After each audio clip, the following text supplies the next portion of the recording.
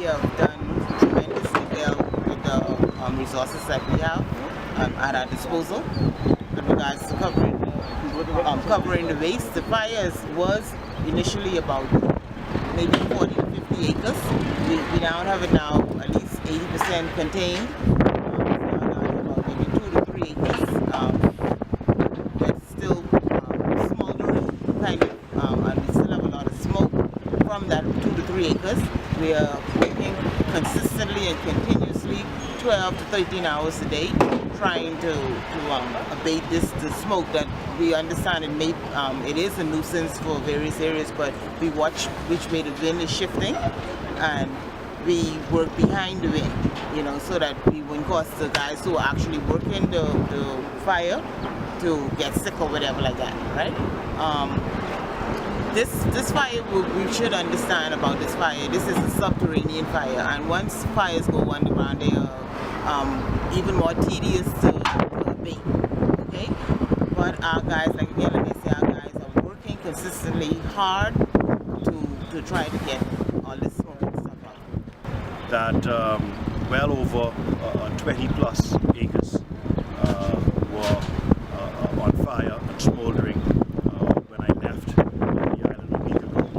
The team has been working relentlessly during that period of time, and we've contained a significant portion of it. About 2 or 3 acres may still be left, and so we're working with the wind. And I know that it is a challenge now based on the direction of the wind for those who are on the western side of Gladstone Road and maybe in some of our western communities. But the team is working well within the late hours to try to contain this. We have all the heavy equipment on site that's necessary together with the water trucks, and I really want to commend my team here at the DHS for their efforts, because when it comes to a subsurface or subterranean fire, these things are not put out overnight, and it is a very tedious and mechanical process.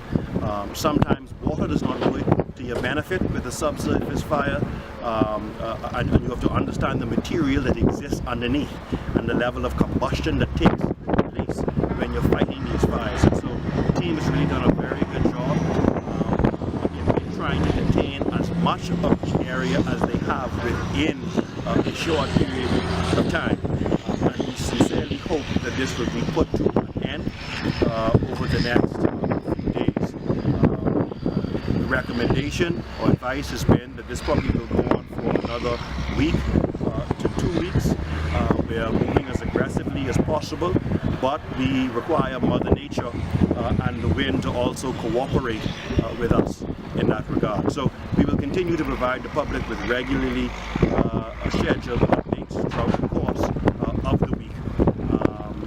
So the general public will be put on notice, and we will certainly also speak to the schools in the neighboring area. We know that Aquinas has had to close for a few days. I've been also been made to understand that Garventines in my constituency has also had to close for a day last week while I was out of town.